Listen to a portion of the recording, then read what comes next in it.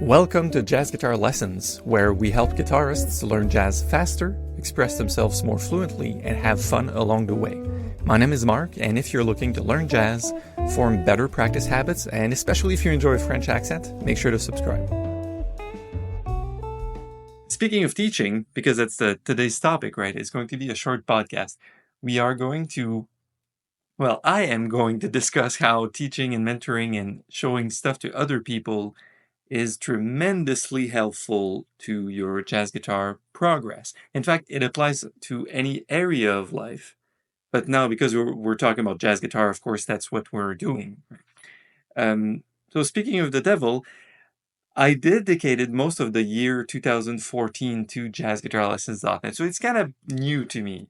I've been doing this and that and doing gigs and playing professionally. And believe it or not, I even went back to school to become a stats guy, statistician, even if it's very hard to pronounce. And I realized that doing the teaching thing full time, because now I have tons of students and that's all I do. I realized that it's kind of a selfish endeavor in a way, because everything I learned and I have to show to other people, scales, arpeggios, song, and chords, and this and that. I have to learn it deeper myself. So that's the first takeaway. Whatever you do, whenever you teach stuff to other people, it makes you learn it deeper. So mentoring is a powerful way to learn for yourself. So while you are the teacher, you are still the pupil. You are still the student. So so once again, guess what's happening on the website on jazzguitarlessons.net since 2009? I just wanted to learn these things deeper, so I just started to spread the word and say, hey guys, here's a scale position. I don't know what I'm doing, but learn it. And speaking of this, it reminds me of there's a recent project on the jazzguitarlessons.net store, which is called Solo Excursions. Sorry, I'm not the author, but Ananda, the author, is taking solos, recorded jazz guitar solos by masters, Wes Montgomery, Jim Hall, Ed Bickert, and she's doing that, taking a solo, transcribing it. That's one hell of a job. It's a big thing you got to do. But then she's extracting lessons and exercises and assignments. She's telling you, not only do you learn the solo and check it out, look at the licks, but here's how to go further. And guess what? Guess what's happening with her playing, with her perspective on these solos? She's learning a whole lot because she has to go further than just learning it for herself. So same thing for me. I looked at the magazine. It's an e-magazine, by the way. It's incredible. Just go check it out. And whenever I flick through it, I'm like, all right, what if I had to teach this to somebody on Skype? Now, this is the Jim Hall lick on Stella by Starlight. He's doing this diminished thing, but how do you approach that? How do you show the building blocks to say, this is how he built the licks? That's really where the juice is, I find. So you see, to come back to what I was saying earlier, I spent about 2 years in the past little while, so say between 2012 2014, a little before that, and I studied mathematics at the undergrad level in university because I wanted to do statistics, right? I thought that this would be the cure-all and all solution to all my life, but guess what? Still here, music chose me and not the other way around, right? So in math, whenever I would take course that would require a degree of reflection, there's a complexity within the mathematics that we're learning in school, right, in university. I would try to do like group study and be with people and try to explain things, even if I was just on the verge, not even completely masterfully explaining it, like some of my virtuosos teachers would go and show these indefinite integrals and whatever applied probabilities. Even if I was not at that PhD level, I would take fellow students and go, hey man, did you remember last class we talked about this and that and that? What about you just talk about it around a beer or a sandwich? And it will help me tremendously. So it's a habit that I started very early in my life personally, and I strongly encourage you to do the same. My early teaching got started when I was around 15 years old. I went door to door with my little pamphlet I would put this in mailbox like walking, my shoes, and just have these photocopies in my neighborhood and just go like, hey man, you want guitar lessons? I know how to strum chords, right? Can I show you stuff and maybe give me $12 an hour, right?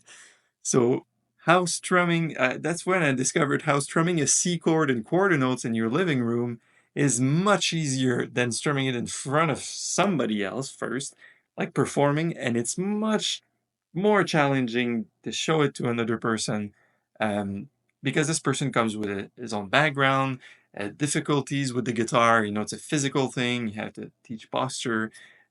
So it was a very interesting experience. Hey everyone, just a quick break here. If you're loving this episode and you want to elevate your own jazz guitar skills, reach out to us. We've guided thousands of guitarists in becoming accomplished jazzers beyond their wildest dreams. So check the link in the description or visit jazzguitarlessons.net to get started today. Okay, now back to the episode.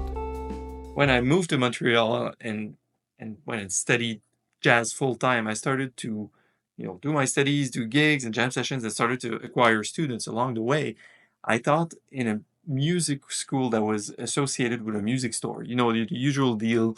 It's your the second floor on the floor that nobody goes to. Everybody shops for guitars and they never go there, except if you buy a guitar and they tell you, hey, you have 5 lessons for free. Now you can learn to play your G and C and F. And so anyways, I was sitting in a small cubicle in a small room for about 15 to 20 hours per week. So seeing the same people over and over, having to teach them the things that they wanted and adjusting my strategy to fit their personalities. Because there's more than one way to show the exact same material to different people. Right? And I think that's where, as a musician, as a jazz guitarist, you get to see the different perspectives of the same things. Sure, you might know this or that, like you might know your 251 in the key of C major, but imagine if you sit down with 10 different people each week and you have to show them the same stuff, but you have to adopt a different strategy. You have to take it from a different angle every time.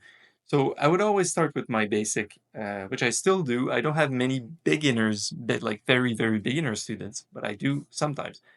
And I'd start with a warm up with a book that looks too easy, but that's incredible. It's called A Dozen a Day. They do it for piano, but there's a guitar edition. So I call those my warm ups. Then I'd use modern method. Yes, the modern method, the Berkeley one. And then I'd go through songs. So warm up, modern method, and songs. What songs do you want to play, kid? And then we adjusted accordingly, right? We adjusted to, oh, this guy wants to play more Guns N' Roses and not the Beatles.